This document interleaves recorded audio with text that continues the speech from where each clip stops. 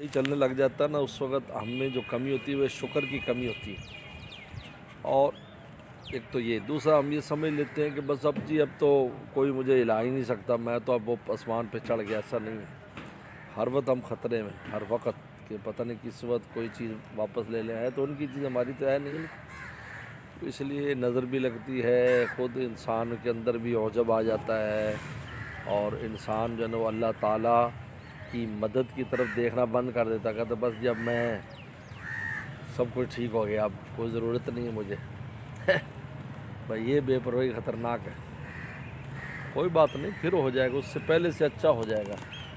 ऐसा कुछ नहीं है, पहले से अच्छा हो जाएगा, लेकिन उसका तरीक़ाकार यही है, 2 रकात तौबा पढ़ो, अपने अमाल को दुरुस्त करो। नमाज को सबसे पहले, हज़रत उमर ने फरमाया जिसकी नमाज ठीक है उसकी हर चीज़ ठीक होगी। आपका कौल है कि आपने तमाम अपनी सल्तनत में ये लिख कर भेजा था कि देखो तुम्हारी नमाज अच्छी हो गई, तुम्हारी हर शे अच्छी हो जाएगी।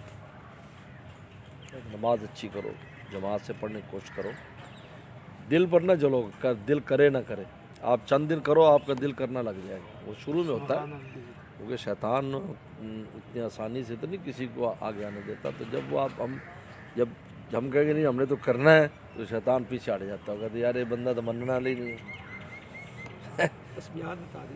तस्बीहात ये जो हमारे पर्चा दे